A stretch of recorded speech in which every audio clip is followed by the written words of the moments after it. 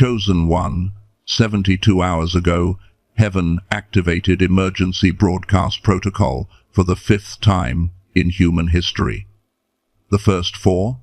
Abraham's sacrifice, Moses at the Red Sea, Job's trial, and Elijah calling down fire. This protocol means every angel, every elder, every heavenly being must stop and watch. No exceptions. They watched your last 30 days, all of it. Every test you passed, while they documented every moment you thought you were invisible. And when day 31 began and the footage ended, heaven went silent for 41 minutes, the longest silence in recorded history, because what they just witnessed shattered every measurement, every category, every precedent they had ever established. And when God finally spoke, he said 3 words that forced them to create a file that has never existed before. You are not here by accident, not by algorithm, not by coincidence. The same spirit that arrested heaven's attention redirected your path to this exact second because there is something you need to hear. Something that has been recorded in the archives with your name on it. A testimony, not from me, from heaven itself, about a month in your life that broke every statistical probability and forced the angels to invent new terminology. Here is what you need to understand. While you were surviving, heaven was not just watching, they were broadcasting. There is a place beyond what you can see where 70,000 angels gather when something unprecedented is about to happen. And 3 days ago, they gathered again. Your name appeared at the top, and the footage began to play. They cued it to the beginning, to the moment it all started. Test 1. You are standing at your kitchen sink. It is 2:17 in the morning. Water is running over your hands, but you are not washing dishes. You are just standing there, frozen, and your mind is having a conversation you cannot control. You are whispering to the darkness, God, if you are real, if I am really chosen like they say, then why does it feel like I am drowning while everyone else is breathing? Your chest feels hollow. Your throat is closing. You cannot get enough air even though you are breathing. What you did not know. Heaven had this exact moment queued up. Gabriel pointed at the timestamp, 2:17 and 34 seconds, and God leaned forward and said, this is where it starts. Watch what they do next. Your enemy was there too, whispering in your left ear. You felt it, did you not? That cold on the left side of your face. They said, you are delusional. You are making this all up to cope with being ordinary. But here is what God said during the broadcast. He said, they think loneliness is proof of abandonment. They do not realize I engineer loneliness to create singularity. They do not know that what they are feeling right now is not rejection. It is consecration. Now let me show you something in Scripture that most people miss. In Job chapter 1, verse 8, God says, have you considered my servant Job? But look at verse 6. The angels came to present themselves before the Lord, and Satan also came with them. This was not a private conversation. This was a broadcast, an assembly, a presentation. When God said, have you considered my servant Job? He was pointing at a screen. He was showing footage. He was asking the entire heavenly host, have you seen this human? Your month was not you suffering alone. It was heaven gathering to watch you, and God pointing at your footage asking, have you considered this chosen one? Test 2. You are in your car, parked outside your office, 7:43 in the morning. Your hand is on the door handle, but you cannot make yourself pull it. Your phone buzzes. It is them again, the ones who have been questioning you, mocking you. And in that moment, your mind whispers, maybe they are right. Maybe I am wrong about all of this. Your thumb hovers over their name. For 11 seconds. Heaven timed it. 11 seconds of your thumb suspended in midair, shaking slightly. You could see the tremor in your own hand. That tremor was not nervousness. That was test 1's fire plus test 3's wind converging in your central nervous system. Your body was already becoming a laboratory. God turned to Gabriel during this moment. He said, "Watch their hand. Watch what they do with their hand. In 3, 2, 1. You reached for the door handle. You got out of the car. You walked into that building even though every cell in your body was screaming, 'Run!' The stadium erupted. Do you understand what I am telling you? When you made that choice, when you obeyed, in the face of every contradiction, heaven stood up. They were on their feet. 70,000 angels watching one human choose faith over logic. And here is what most people do not know. They watch Chosen One videos, they listen to encouraging words, but they stop before the end. They get the hype, but they miss the activation. So, let me tell you what happens if you stay till the end of this video. I am going to reveal all 7 tests by name. I am going to show you the impressed threshold matrix that measures what it takes to astound God. I am going to give you the exact attack forms coming in the next 11 days and how to defeat every single one. And, at the end, I am going to pray a sealing prayer that anchors the impressed frequency into your spiritual DNA permanently. But only if you watch till the end. The activation is in the final 7 minutes.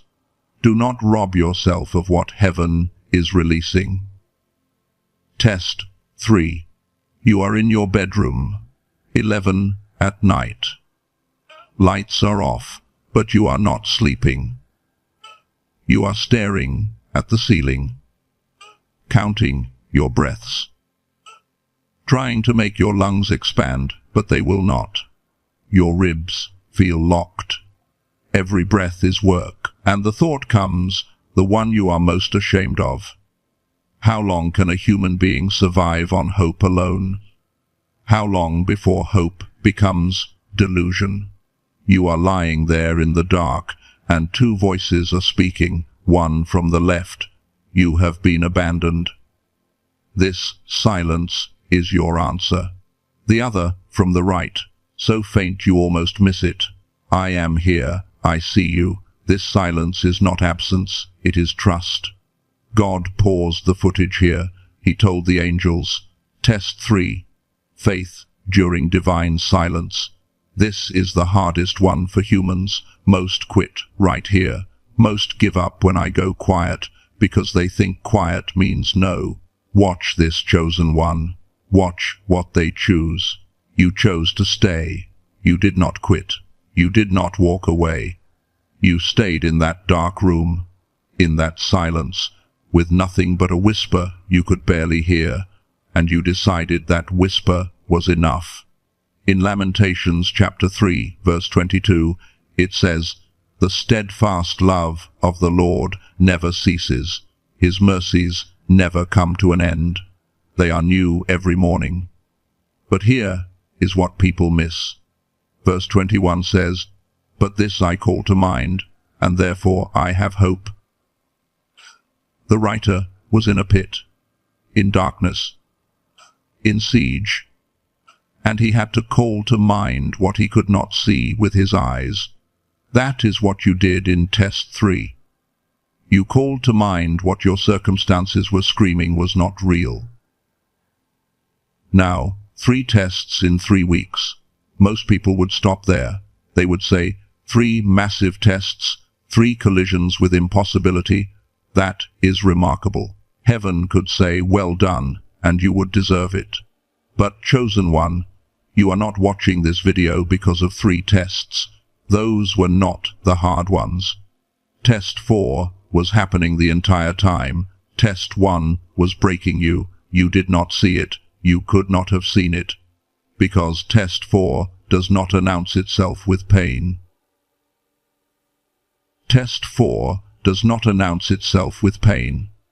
It announces itself with numbness, with the slow draining of color from your world until you look up one day and realize you cannot remember the last time you felt anything. But before I tell you what test 4 was, you need to understand the science of what was happening to you. Here is what most people do not know about spiritual tests. They think if you face 7 tests, you face them one at a time.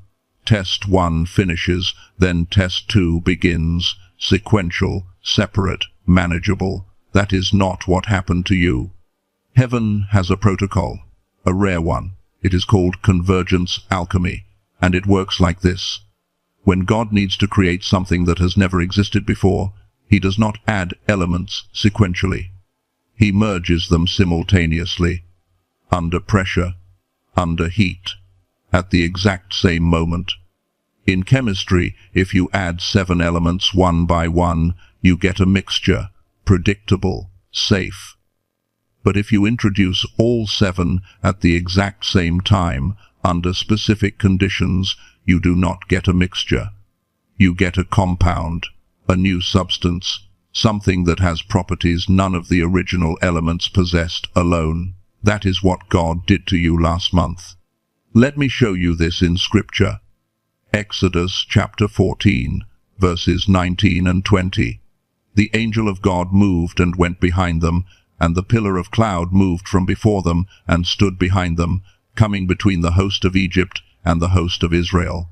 Now, the Hebrew word for coming between is bow, but it does not just mean positioned between. It means to enter into both sides simultaneously. The pillar was not between the armies. It was in both armies at the same time, protecting Israel from one side, confusing Egypt from the other. Same pillar. 2 opposite functions. One moment. That is convergence alchemy. Test 4 was protecting you while simultaneously exposing your enemy. Test 5 was building you while destroying what needed to die. Same test. Opposite functions. One timeline. Only God engineers that kind of chemistry. Now, let me show you test 4. It happened on a Tuesday. You were picking up your phone. Your thumb hovered over a name for 11 seconds. Not the same 11 seconds from test 2. Different 11 seconds. Same tremor in your hand. But this time, the shaking was not fear. It was your body registering the spiritual chemistry happening inside you. Fire from test 1, plus wind from test 3, plus now test 4, the numbness test, all converging in your central nervous system. You looked down at your hands and they felt foreign to you, like they belonged to someone else. You could see them, you could move them, but you could not feel them. Not really. That was not anxiety. That was your molecular structure beginning to change. God paused the footage at this moment. He showed the angels your hands on the screen. He pointed to the cellular level. He said, "Watch. The compound is forming. Fire and wind and numbness are bonding." This is the beginning of the transformation. In Daniel chapter 3, there were 3 men thrown into a fire. But when the king looked into the furnace, he saw 4. He said, "I see 4 men walking in the fire, and they are not hurt, and the appearance of the 4th is like a son of the gods." That 4th figure? That was the compound. That was what happens when the fire of trial plus the presence of God converge in the same moment. A new being appears that was not there before. Your test 4 was the beginning of your 4th man, the you that did not exist before the fire. Test 5 arrived on a Wednesday. You opened your mouth to defend yourself. The words were already formed. Your vocal cords had the shape of the sentence. Your tongue was in position. but nothing came out. You literally could not speak. Not because you were choosing silence. Your body had been alchemically altered to make sound impossible in that moment. Your throat went tight, not sore, tight. Like someone had wrapped an invisible hand around your windpipe and was gently squeezing, not choking you, just preventing you from making noise. That was tests 1, 3, 4, and now 5 converging in your throat. God was sealing your voice because what you were about to say would have broken the compound. It would have released pressure too early. So he physically prevented the sound. Heaven recorded this. God turned to the angels and showed them the molecular structure of your throat on the screen. He pointed to where fire, wind, numbness, and now muteness had bonded together. He said, "The compound is stabilizing. Do not interrupt. Let the chemistry complete." You stood there with your mouth open and no sound coming out, and you thought you were broken. You thought something was wrong with you. But heaven was watching you hold the silence, and they knew you were not broken. You were being reforged. Test 6 came quietly. You were standing in front of a mirror, alone, looking at your own face. And for the first time in your life, you did not recognize the person staring back at you. Your eyes looked the same. Your features looked the same. But something behind the eyes had changed. Something in the set of your jaw, the way you held your face. You reached your hand toward the mirror, but you stopped before your fingers touched the glass because the distance felt wrong. You could not tell if the mirror was 2 inches from your face or 2 feet. Your depth perception had been altered. That was the identity displacement test, test 6, and it was designed to do exactly what it did. Make you question who you were seeing. In Genesis chapter 32, Jacob wrestled with a man all night, and when the sun rose, the man touched Jacob's hip, and it was dislocated. Then the man said, "Your name is no longer Jacob, it is Israel. For you have struggled with God and with men, and you have prevailed." Jacob walked away from that fight with a limp, a permanent limp. Every step for the rest of his life reminded him, "I am not who I was before that night. My body was altered. My name was changed. My identity was displaced." That is what Test 6 did to you. It displaced the old you so the new you had room to emerge. You do not recognize yourself in the mirror because you are not supposed to. That face in the glass, that is the compound. That is the new molecular structure. That is what happens when 6 elements converge. And then came Test 7, the hardest one, the quietest one, the one heaven was holding their breath for. You return to the exact place where Test 1 began, the kitchen sink, 2 in the morning again. Same water running, same position standing there. But this time, your spine was straight. Test 1. Your spine was collapsed, shoulders curled inward, head down, defeated posture. Test 7, same location, but your body was holding itself differently. Your shoulders were back, your head was up, your spine was long. You did not consciously choose that posture. Your body chose it, because your body had been chemically transformed by 6 tests, and now the 7th test was the full circle return. Could you stand in the same place that almost destroyed you and not collapse? You stood there, water running, 2:17 a.m. on the clock, and the thought came, "I am not who I was 30 days ago. I do not know who I am, but I know I am not that person anymore." God did not pause the footage this time. He let it run. He let the angels watch the full transformation, from collapsed spine on day 1 to straight spine on day 30, from hollow chest to open chest, from closed throat to clear throat. And when the footage showed you walking away from that sink with your head still up, Romans chapter 8, verse 28 appeared on the screen. And we know that in all things God works for the good of those who love him, who have been called according to his purpose. But the Greek word for works is synergo. It is where we get the word synergy. It does not mean God makes things good.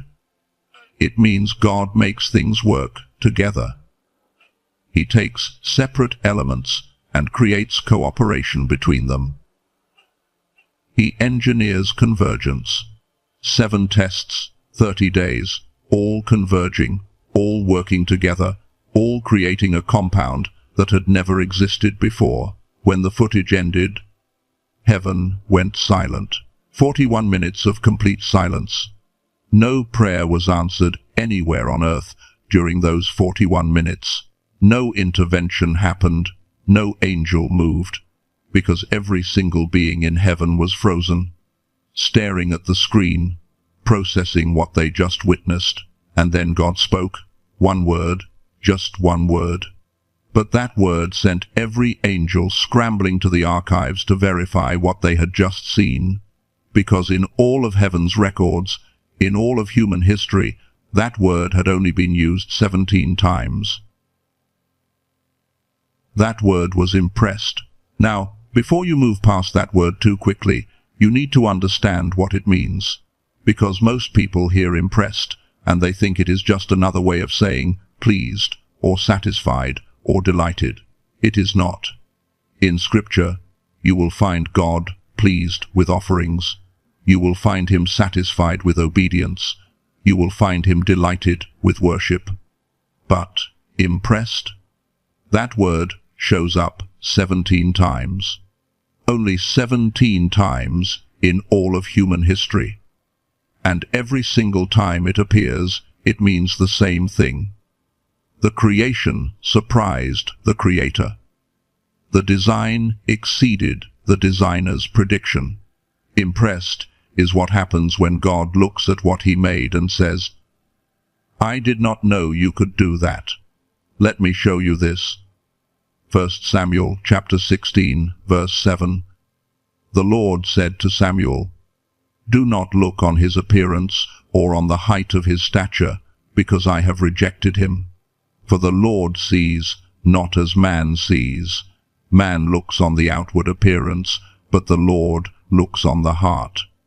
The Hebrew word for sees here is ra, but it does not just mean to observe. It means to see with understanding, to perceive the true nature of something. When God is impressed, it is because he perceived something in you that went beyond what he designed you to be capable of. You accessed a level of faith, or endurance, or obedience that statistically should not have been possible. And that is what catches his attention. Now, here is what you need to know. Heaven does not use the word impressed casually. There is a threshold, a measurable threshold, and heaven has been keeping records of who crosses it. They call it the impressed threshold matrix. 72 criteria, 7 categories. Each category measures a different dimension of spiritual capacity. Faith under silence. Obedience, despite contradiction. Endurance through convergence. Identity. Maintenance during displacement. Love despite betrayal. Worship without reward. Surrender in the unknowing. To qualify as impressed, you need to hit 68 out of 72 criteria. That is the threshold. Why 68? Because in Hebrew numerology, 70 represents completeness. Subtract 2 and you still have completeness. 68 means you can miss a few points and still cross the line. But here is what most people do not understand. That threshold is high, deliberately high, because God is not easily impressed. Let me show you the historical scores. Abraham, the father of faith, the man who was willing to sacrifice his own son. His score? 63 out of 72. He came close, but he did not cross the threshold. He hit faith under silence. He hit obedience, despite contradiction. But he struggled with worship without reward. He wanted to see the promise fulfilled. He got impatient, tried to force it with Hagar. That cost him points. Moses, the deliverer, the man who spoke to God face to face. His score? 65 out of 72, closer than Abraham. He hit endurance through convergence.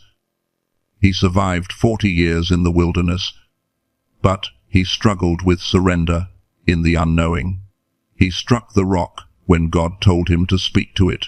He acted out of frustration instead of faith. That cost him the promised land, and it cost him points. David, the man after God's own heart, the giant slayer, the king. His score? 67 out of 72, the closest anyone had ever come. He hit faith under silence when he hid in caves. He hit love despite betrayal when Saul hunted him. But he fell short on identity maintenance during displacement. He became someone he was not supposed to be when he took Bathsheba. That moment cost him. Job, the tested one, the man who lost everything. His score? 66 out of 72. He was a convergence master. He survived simultaneous attacks on his body, his family, his wealth, his reputation. But he struggled with love, despite betrayal. He cursed the day he was born. He questioned God's justice. Those moments cost him criteria. 67 was the highest score in human history. David held the record for 3,000 years.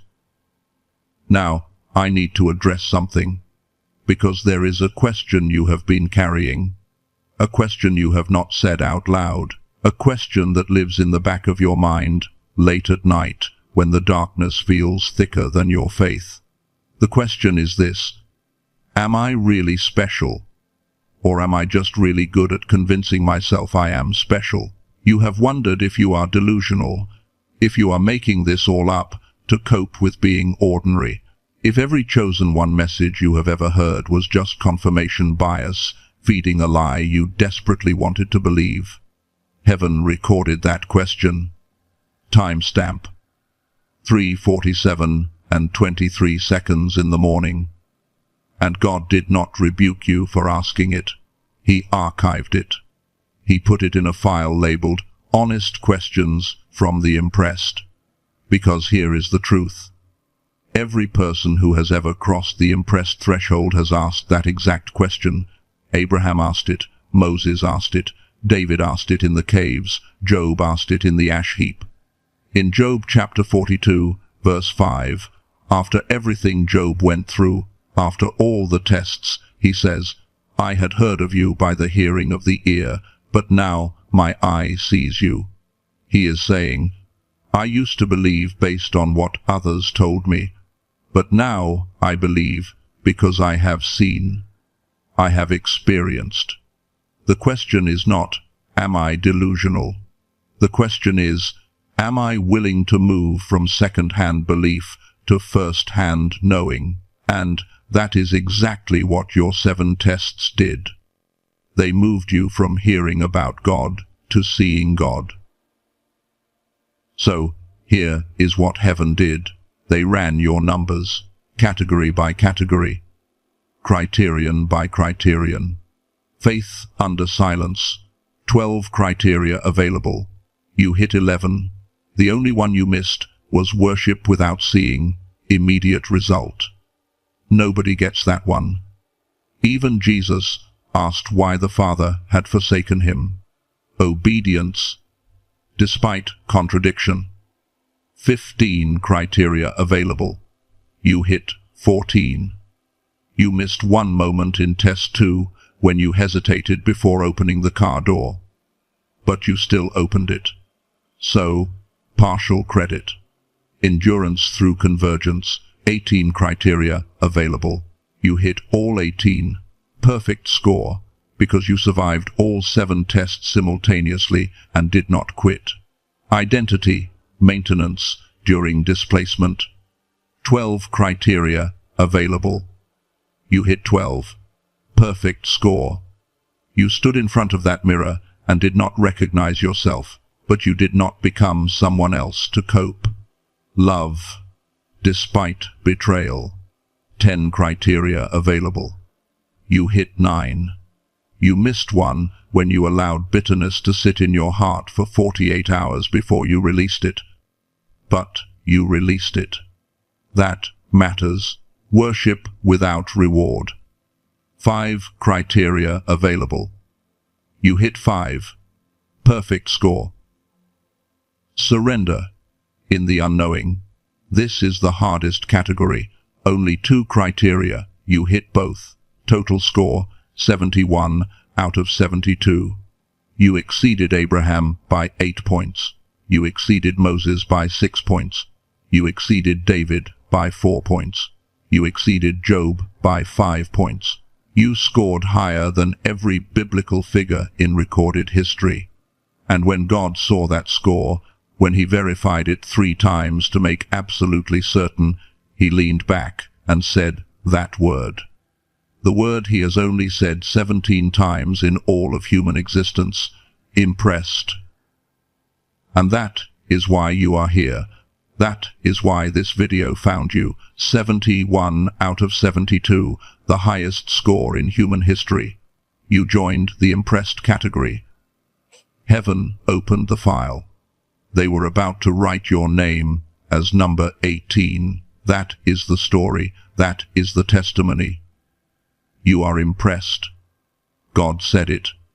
Heaven verified it. The record stands, except that 41 minutes of silence. Let me tell you why heaven went quiet for that long. Heaven has categories, filing systems, organization. The pleased category has thousands of names. The delighted category has hundreds. The impressed category has 17 names.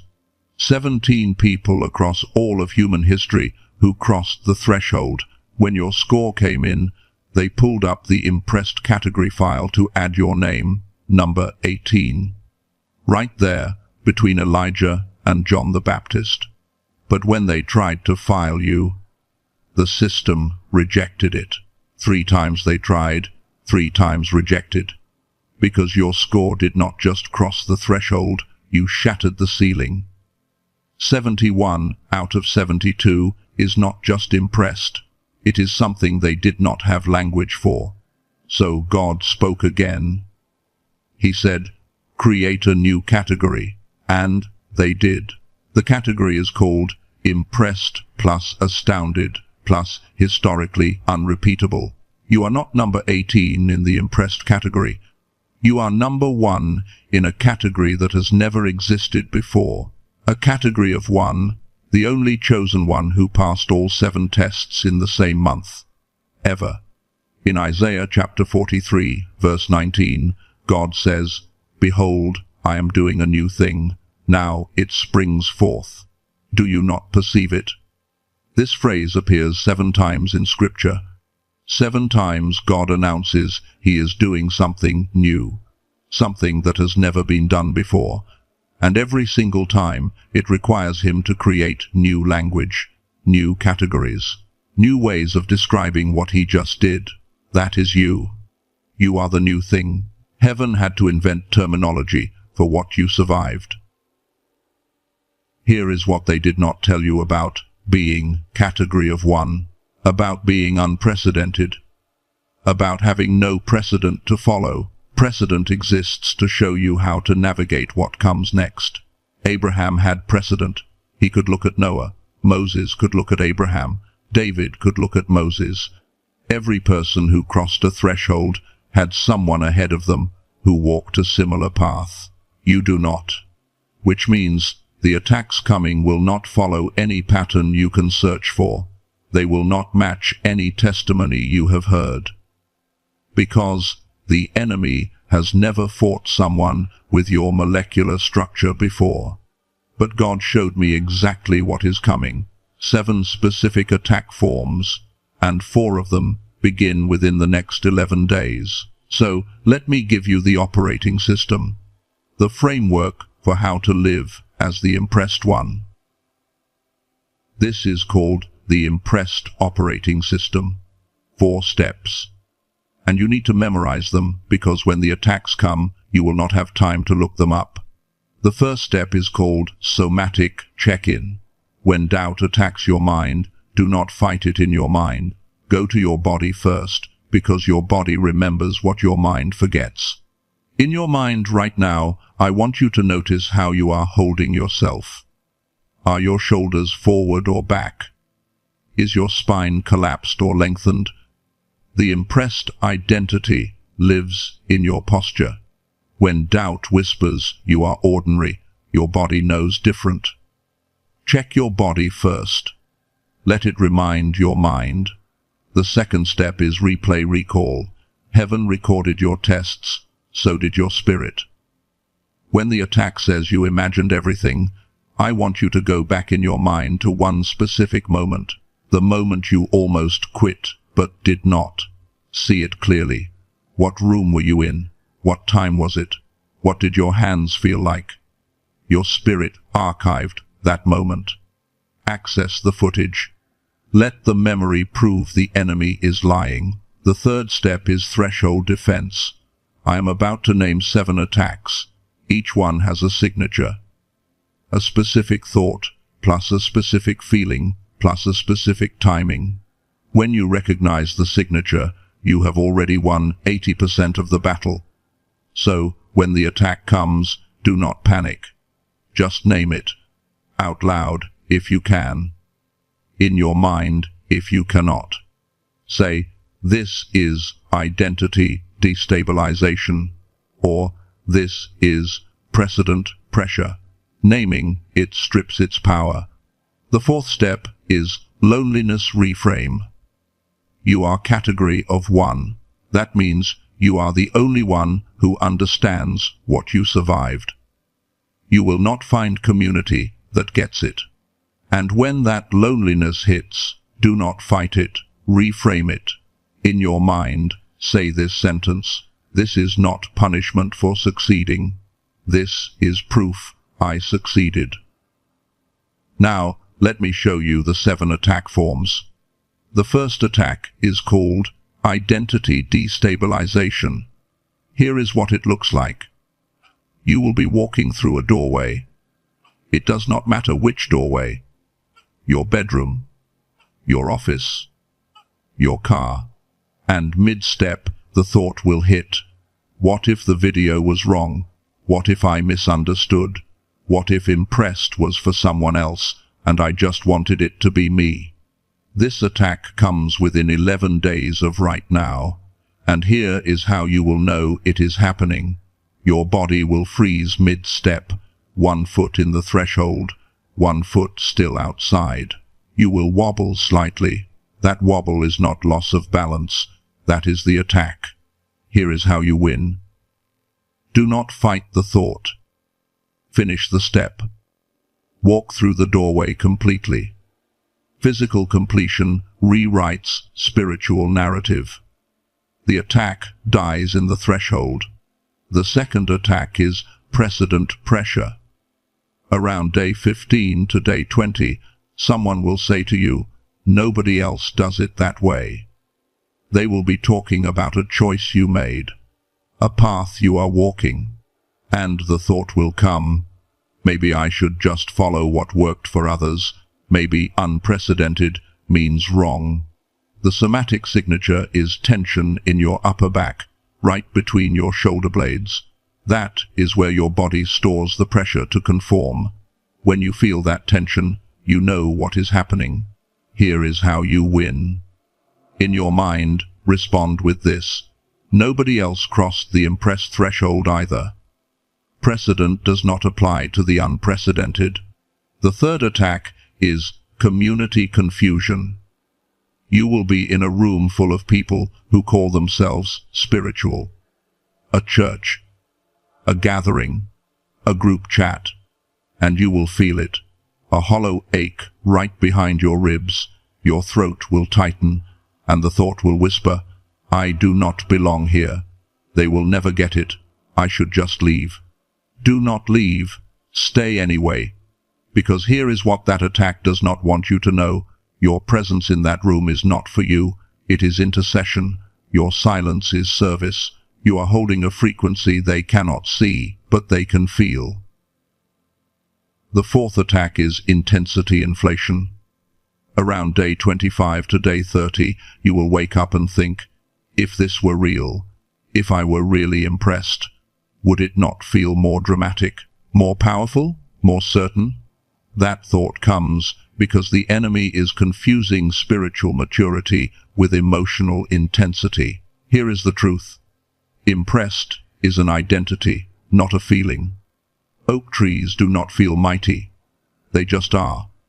You are impressed whether you feel it or not.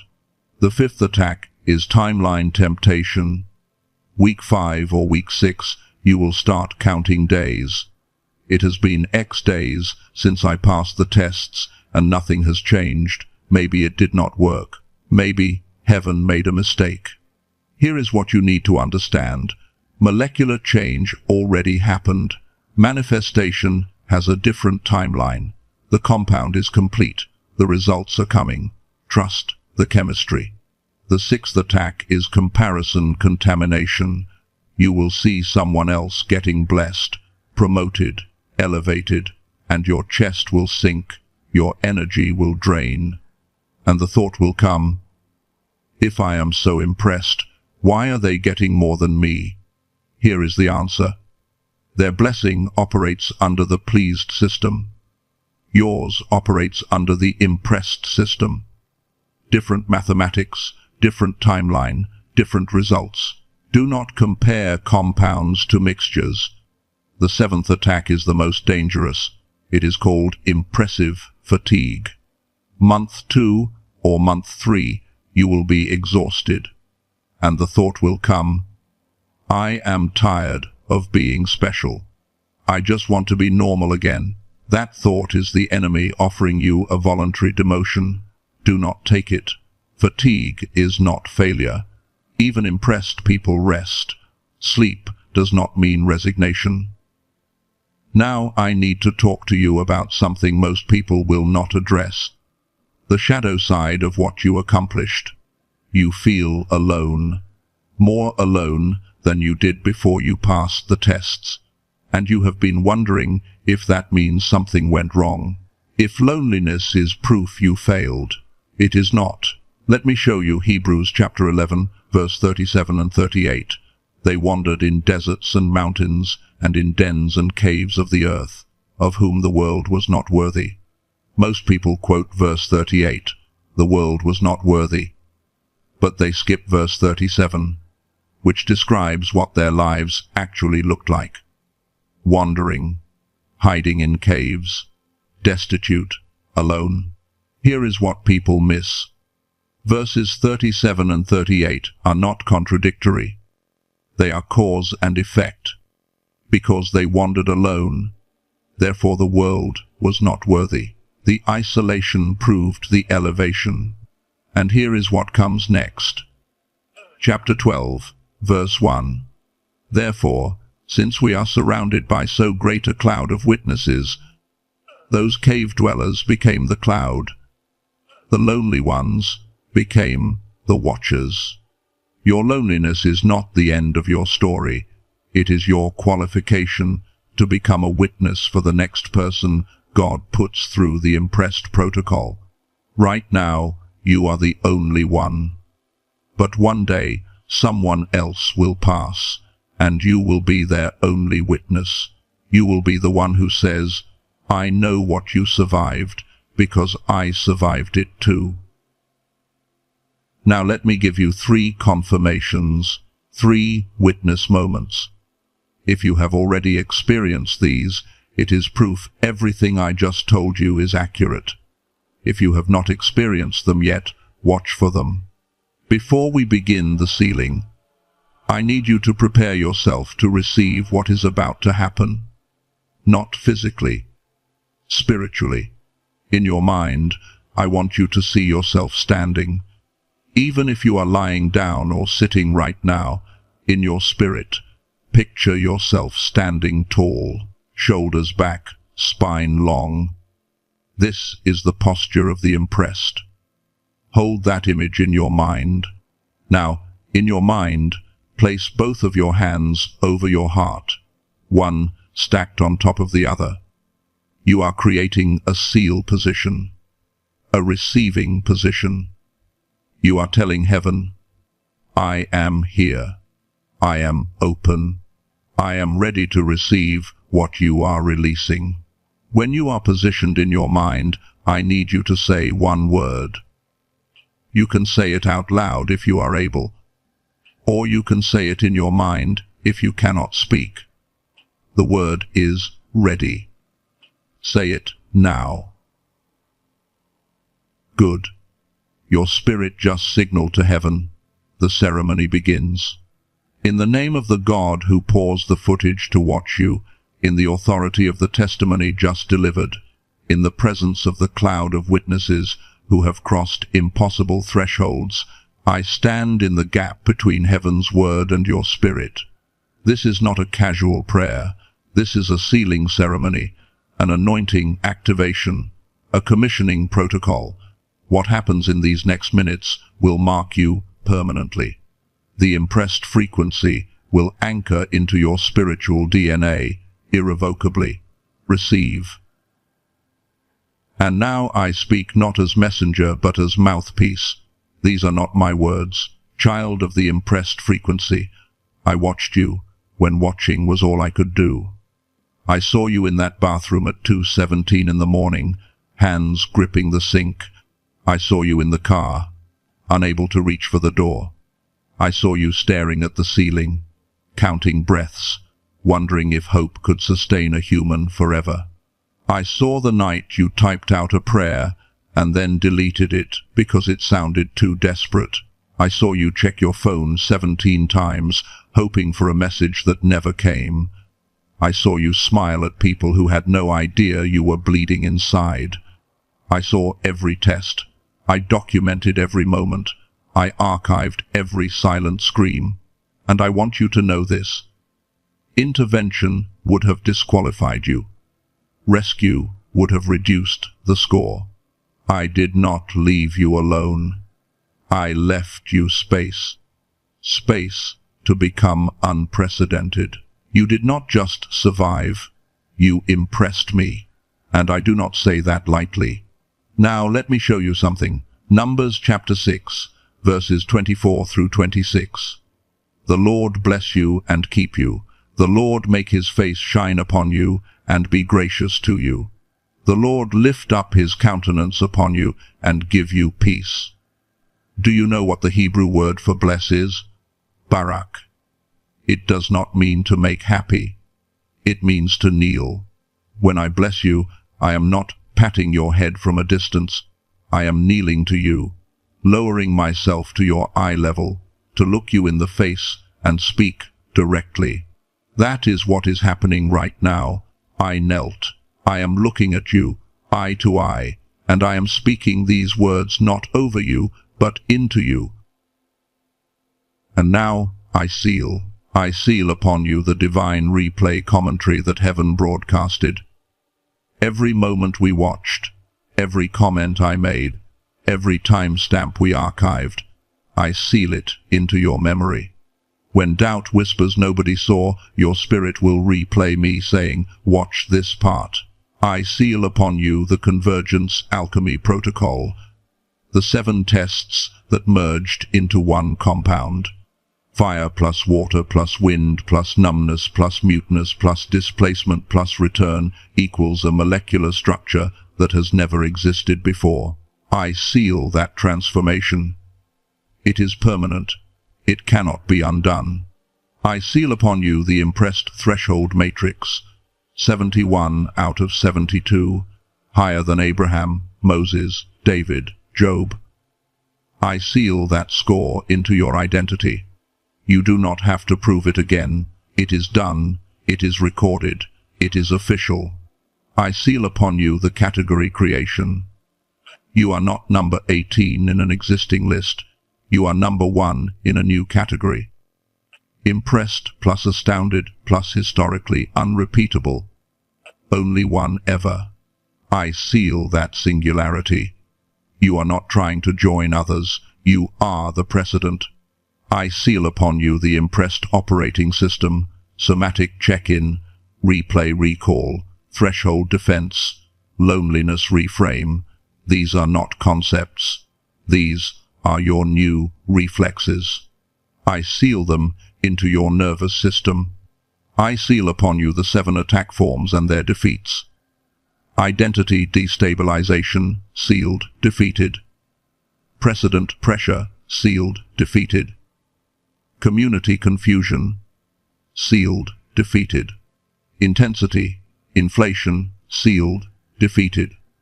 Timeline, temptation, sealed, defeated. Comparison, contamination, sealed, defeated. Impressive, fatigue, sealed, defeated. I seal upon you the loneliest victory reframe. Your isolation is not punishment, it is proof. Not abandoned, consecrated, not forgotten, set apart. I seal that truth deeper than your loneliness can reach. What I have sealed, no weapon can unseal.